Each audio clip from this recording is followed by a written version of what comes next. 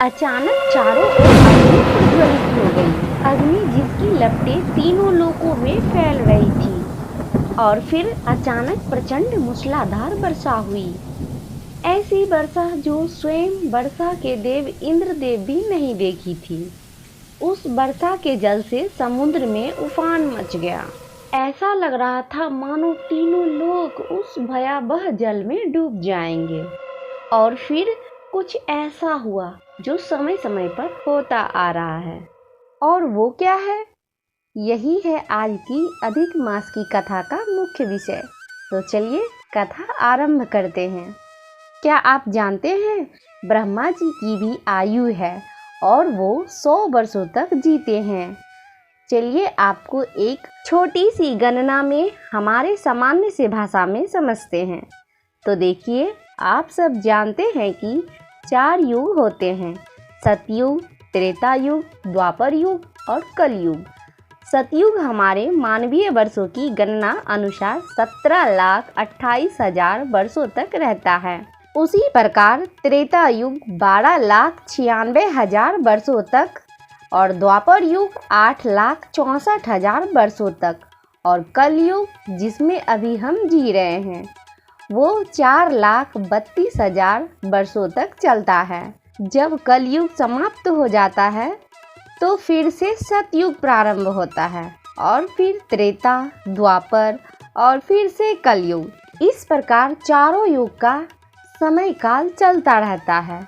जब ऐसे चारों युगों का 1,000 वर्ष का समय काल पूरा होता है तो ब्रह्मा जी का सिर्फ एक दिन पूरा होता है। फिर प्रलय होता है और फिर उनकी रात्रि प्रारंभ होती है और उनकी रात्रि भी इतनी ही लंबी होती है, यानी 1000 चतुर्युग की। इस प्रकार ब्रह्मा जी 100 वर्षों तक जीते हैं, यानी 1000 चतुर्युग की होती है।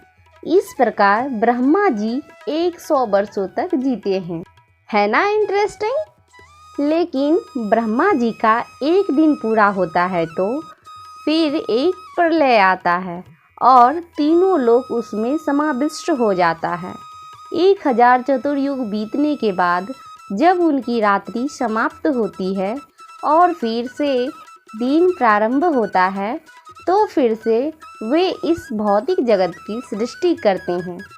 तो आज की कथा में उस विषय की चर्चा करेंगे कि किस प्रकार ब्रह्मा जी का जन्म होता है और वे सृष्टि की रचना करते हैं।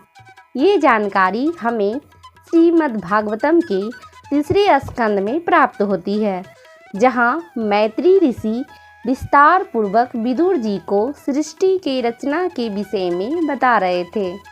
ये उस समय की बात है जब ब्रह्मा जी का दिन समाप्त हो रहा था, उनकी रात्रि प्रारंभ होने वाली थी। अचानक भगवान शंकर छन, जो कि अपने फलों पर इस पूरी ब्रह्मांड को धारण करते हैं, उनके मुख से प्रलय अग्नि प्रज्वलित हो उठी। ऐसी अग्नि जो तीनों लोकों को नष्ट कर देती है।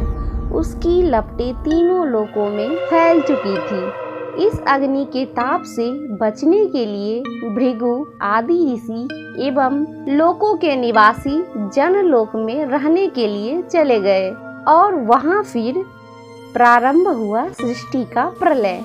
महाभयंकर शंकर छन के मुख से निकलती हुई अग्नि 100 दिव्य वर्षों तक संपूर्ण ब्रह्मांड को भस्म कर देती है और फिर से 100 दिव्य वर्षों तक प्रचंड तूफान और मूसलाधार वर्षा प्रारंभ हो गई। इस वर्षा के कारण समुद्रों में बाढ़ आ गई और फिर तीनों जगत इस प्रलय जल में डूब गई। सूर्य और चंद्रमा ने अपना तेज खो दिया और फिर प्रलय जल के ऊपर भगवान विष्णु अनंत शेष पर योग निद्रा में लेट गए। अब आप सोच रहे होंगे कि अगर सब कुछ नष्ट हो गया तो फिर हम सब बद्ध जीव आत्माएं कहाँ चली गई, हमारा क्या हुआ? क्योंकि आत्मा तो अमर है ना, उसका तो नाश नहीं होता। तो देखिए, जब प्रलय जल में सब कुछ नष्ट हो गया तो बुद्ध जीव आत्माएं अपने सूक्ष्म शरीर के साथ महाविष्णु के शरीर में प्रविष्ट हो गए और इस प्रकार 1000 चतुर्युग बीत गए। ब्रह्मा जी की रात्रि समाप्त हो गई। अब फिर से ब्रह्मा जी का दिन प्रारंभ होने वाला था और इस सृष्टि की रचना होने वाली थी।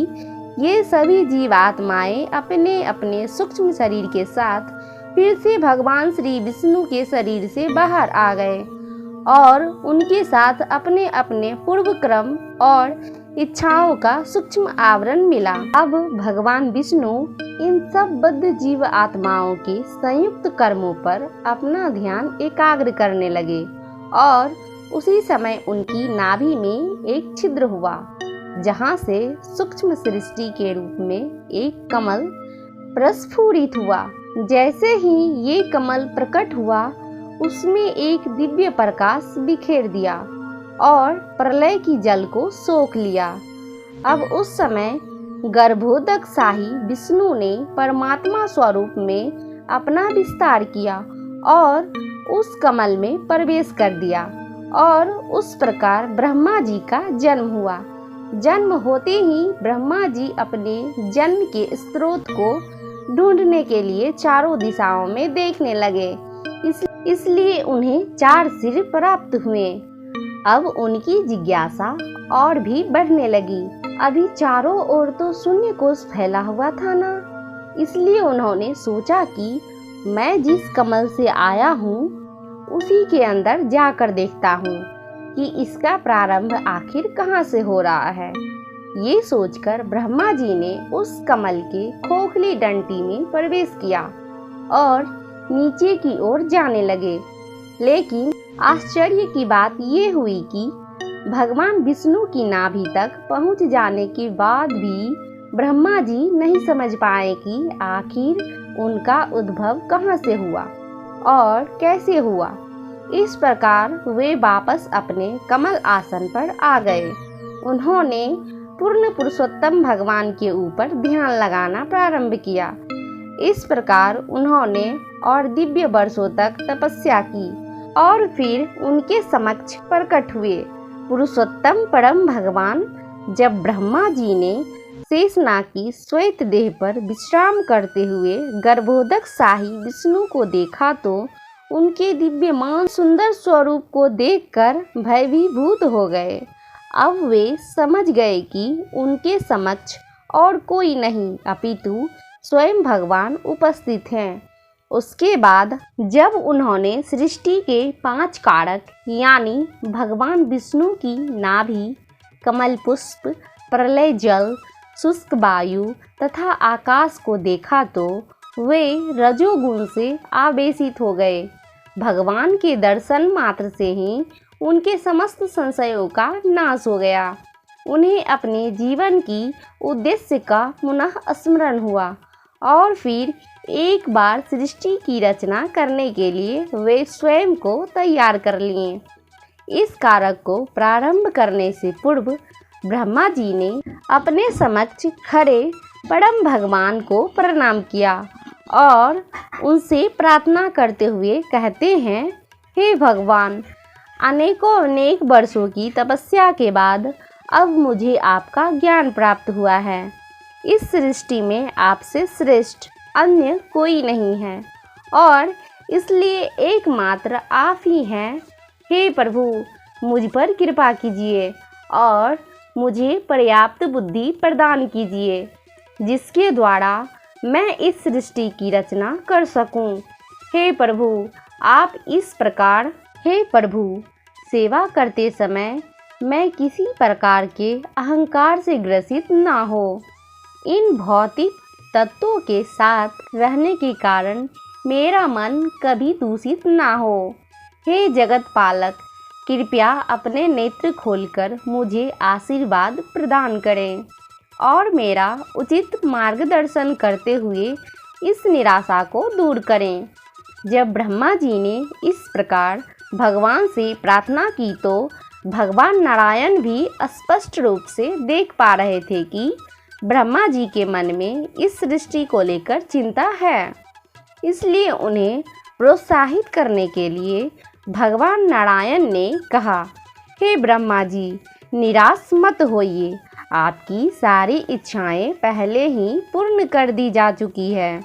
मेरा ध्यान करते हुए स्वयं को भक्ति पद पर स्थित करें और सारा ज्ञान आपके हृदय में प्रकाशित हो जाए। इस प्रकार सृष्टि रचना का इस महान कार्य को संपन्न करें। मेरी कृपा से आपकी कभी भी अपने कार्य में असफल नहीं होंगे।